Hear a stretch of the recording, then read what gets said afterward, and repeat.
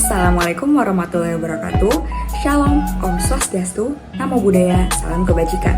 Perkenalkan, saya Fauzura Nurul Mahra bersama rekan saya Tri Fendi Indah Rahmana dari Universitas Pajajaran. Kami di sini akan mempresentasikan sekaligus menjelaskan mengenai hasil karya tulis kami yang berjudul penambahan fitur biometrics pada aplikasi iPosyandu untuk pengukuran antropometri tinggi badan anak balita dalam optimalisasi pendeteksian stunting di lingkup keluarga.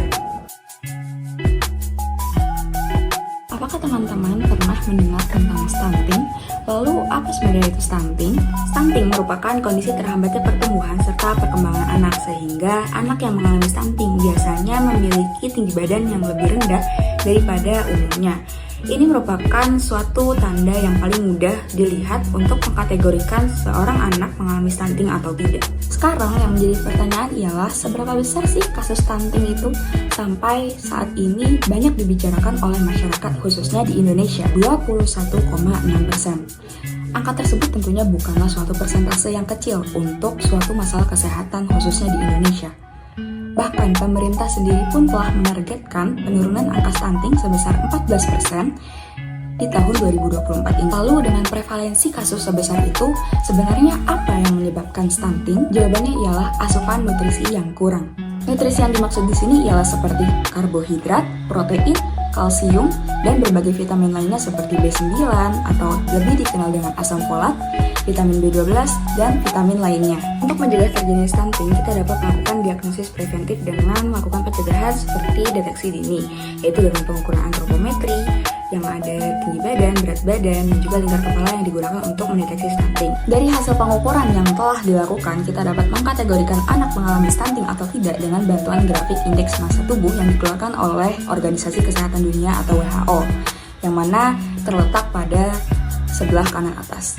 Pada grafik ini menggunakan pengukuran berat badan dan juga usia anak, sehingga nanti akan ditarik garis dan ditemukan titik temunya. Apabila titik tersebut terletak di bawah -2 standar deviasi, maka anak tersebut dapat dikategorikan stunting. Selain antropometri tadi, riwayat pengecekan gizi dan juga kesehatan pada ibu dan anak juga dapat menjadi solusi pencegahan yang tepat. Definisi dari antropometri itu sendiri ialah suatu pengukuran dengan variasi dimensi fisik dan komposisi tubuh yang dapat dilakukan pada berbagai kalangan usia dengan gizi yang beragam. Selain mudah untuk dilakukan, pengukuran antropometri ini juga telah difasilitasi oleh seluruh layanan Posyandu yang ada di Indonesia, yang mana dalam keberlangsungannya Posyandu ini menggunakan jasa dari sekumpulan masyarakat yang disebut dengan Ibu Kader. Di samping berbagai kelebihan yang telah ditawarkan oleh layanan Posyandu termasuk dengan pengukuran antropometri, juga terdapat beberapa keterbatasan atau kekurangan yang masih dimiliki oleh layanan Posyandu. Pertama, jumlah ibu kader yang terbatas.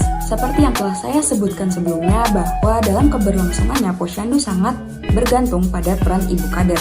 Sehingga dengan jumlah ibu kader yang minim tentunya akan menghambat dan juga mempengaruhi dari proses berjalannya Posyandu. Yang kedua ialah kesibukan orang tua. Di era globalisasi saat ini tentunya kesibukan orang tua yang semakin tinggi akan menghambat kunjungan rutin orang tua yang memiliki anak untuk pergi ke Posyandu. Yang ketiga ialah kesalahan pengukuran. Dengan metode berbasis manual saat ini yang masih mengandalkan peran ibu kader di Posyandu, tentunya tidak menutup kemungkinan terjadinya human error, sehingga hasil pengukuran lebih besar kemungkinan untuk terjadi kesalahan. iPosyandu adalah aplikasi yang dikembangkan oleh dosen FK Unpad yang dibuat pada tahun 2017, yang bertujuan untuk mempermudah kader melakukan pelaporan data ke puskesmas.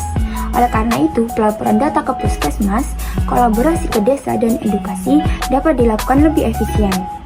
Aplikasi ini bekerja sama dengan PT Astra dan sudah tersedia di Google Play Store. Yang sekarang ini yang sudah berkembang yaitu iPosyandu Kader dan iPosyandu Bidan. Untuk kedepannya akan direncanakan pembuatan iPosyandu orang tua, remaja, dan lansia. Biometrics adalah teknologi untuk mengidentifikasikan ciri biologi seseorang. Terdapat dua jenis, yang pertama yaitu physiological characteristic dan behaviophysiological characteristic. Untuk contoh biometrics yang saat ini sudah berkembang yaitu gait, retinal scanner, face recognition, typing recognition, dan fingerprint scanner. Yang pertama, modifikasi keterbaruan. Terdapat dua metode yang sebelumnya sudah dikembangkan. Yang pertama, metode perbandingan rasio. menggunakan rasio antara ukuran asli dengan piksel dari benda di latar belakang yang sudah diketahui ukuran aslinya, dengan rumus tinggi badan sama dengan jumlah piksel tinggi citra objek kali rasio tinggi badan. Yang kedua yaitu metode acuan manual, yaitu menggunakan model 3D dan acuan yang dipasang secara manual pada ujung tubuh atau sendi dengan menentukan panjang dan titik. Lantas bagaimana perkembangan ke depannya? Metode yang kami gunakan dalam Biometrics AI Posyandu yaitu machine learning, yaitu program dapat mendeteksi bagian tubuh dan menentukan acuan sendiri setelah belajar dari berbagai foto-foto model. Berikut adalah tampilan dari fitur-fitur yang tersedia dalam aplikasi AI Posyandu. Terdapat 9 fitur penting dan 3 fitur tambahan. Model prototype yang pertama yaitu pembuatan prototype fitur biometrics. Selanjutnya dilakukan identifikasi kebutuhan prototype. Selanjutnya dilakukan perencanaan desain prototype dan dilakukan uji coba dan dievaluasi. Setelah dievaluasi akan dilakukan perbaikan prototype. Setelah dievaluasi, jika hasilnya sudah baik, maka dilakukan pengembangan prototipe fitur biometrics dan dilakukan uji coba dan diimplementasikan. Berikut adalah contoh tampilan Biometrics AI Posyandu beserta tata cara penggunaan dalam aplikasi. Aplikasi AI Posyandu tersedia dalam Google Play Store Android. Kita dapat menginstalnya dengan mudah dan tampilan layar akan seperti ini. Selanjutnya, pengguna harus melakukan pendaftaran dan login terlebih dahulu dengan langkah-langkah seperti berikut, yaitu terdapat ketentuan penggunaan, data posyandu, dan juga data akun yang berisi identitas dari kader tersebut. Selanjutnya akan muncul tampilan dashboard seperti berikut. Dalam dashboard ini, kita dapat memantau kegiatan kader setiap bulannya. Terdapat fitur bayi dan balita dengan tampilan seperti berikut. Kader perlu menginput nama anak, tanggal lahir, jenis kelamin, nama ayah, nama ibu, dan lain-lain, dan klik tombol simpan. Di tampilan fitur posyandu terdapat jadwal kegiatan posyandu.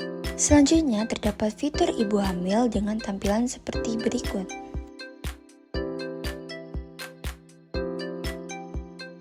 Terdapat fitur edukasi dengan tampilan seperti berikut.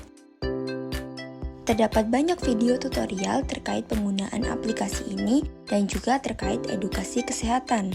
Selanjutnya, prototype fitur biometrics.